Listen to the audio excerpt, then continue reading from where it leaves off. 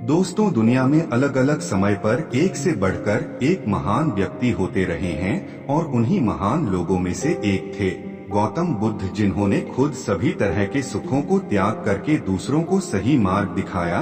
और अगर यह कहे कि अपने महान विचारों के दम पर उन्होंने दुनिया में कई सारे अच्छे परिवर्तन लाए, तो यह भी कोई गलत नहीं होगा। गौतम बुद्ध ने हमेशा ही सत्य और अहिंसा को अपने जीवन का मुख्य आधार माना और उन्होंने दूसरों को भी इसी रास्ते पर ही चलने के लिए प्रेरित किया। वैसे तो गौतम बुद्ध एक राज परिवार में जन्मे थे और उनके जीवन में कभी भी किसी तरह की कमी नहीं थी, क्योंकि वह जो भी चाहते वह तुरंत ही उनको मिल जाता था। लेकिन इसके बावजूद उन्होंने दिव्य ज्ञान की खोज में इन सभी सामाजिक सुखों को त्याग दिया और फिर अपने महान विचारों को बांटते हुए उन्होंने भगवान का दर्जा प्राप्त किया। तो चलिए दोस्तों, आज की इस वीडियो में हम जानते हैं महात्मा बुद्ध की पूरी कहानी। तो दोस्तों, इस कहानी की शुरुआत होती है करीब 563 ईसा पूर्व से, जब कपिलवस्तु के पास लुम्बिनी, नेपाल में गौतम बुद्ध का जन्म हुआ था। उनके बचपन का नाम सिद्धार्थ गौतम है और वह राजा शुद्धोधन और महारानी महामाया देवी के घर में पैदा हुए थे। उस समय की परंपरा थी कि जब भी बच्चों का जन्म करीब होता था तब महिला अपने मायके आ जाती थी, लेकिन जब महारानी अपने मायके कपिलवस्तु आ रही थी तभी रास्ते में ही गौतम बुद्ध के जन्म का समय आ गया और इसीलिए लुम्बिनी, नेपाल में एक पेड़ के नीचे गौतम बुद्ध पैदा हो गए। हालांकि जन्म के 7 दिन बाद उनकी मां की मृत्यु हो गई थी, लेकिन जब बुद्ध जी को राजा के पास लेकर जाया गया तब वहां पर सभी रीति रिवाजों के साथ बच्चे का नाम सिद्धार्थ रखा गया और इनके नामकरण के दौरान कई नामी साधु संत आए थे, जिनमें से ज्यादातर लोगों ने सिद्धार्थ के बारे में भविष्यवाणी की कि यह एक महान राजा बनेगा या फिर एक महान साधु। और फिर मां की मृत्यु के बाद सिद्धार्थ का पालन पोषण उनकी मौसी महाप्रजापति गौतम ने की।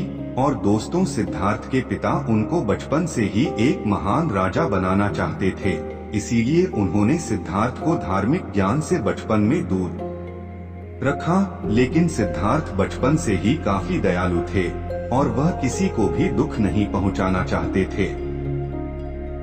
यहाँ तक कि वह खेलते समय जानबूझकर खुद ही हार जाया करते थे।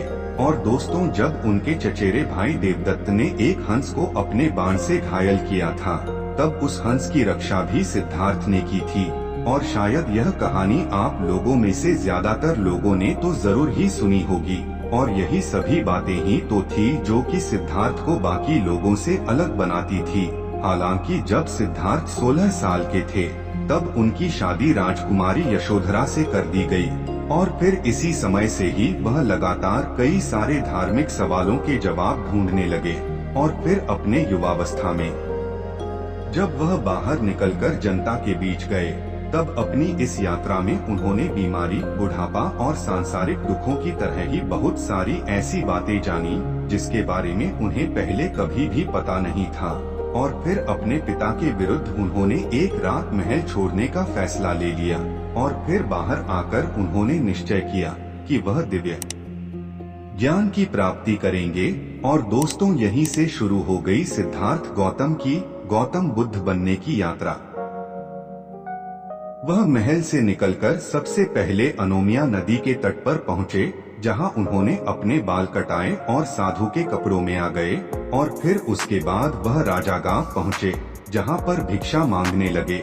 हालांकि भिक्षा मांगने के दौरान उस वक्त मगध के राजा बिंबिसार के लोगों ने सिद्धार्थ को पहचान लिया और फिर राजा के दरबार में जब उन्हें लाया गया तब बिंबिसार ने सिद्धार्थ को रहने के लिए अपने राज्य का कुछ हिस्सा देने की बात कही।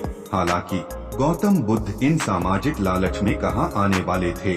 उन्होंने बिंबिसार से सहायता न लेने की बात कह दी और फिर वहां से निकलने के बाद गौतम बुद्ध जाने माने योग और मेडिटेशन के 2 शिक्षकों से शिक्षा प्राप्त की। और फिर काफी सालों तक कठोर तपस्या करने के बाद उन्होंने सही तरीके से ध्यान लगाना शुरू कर दिया।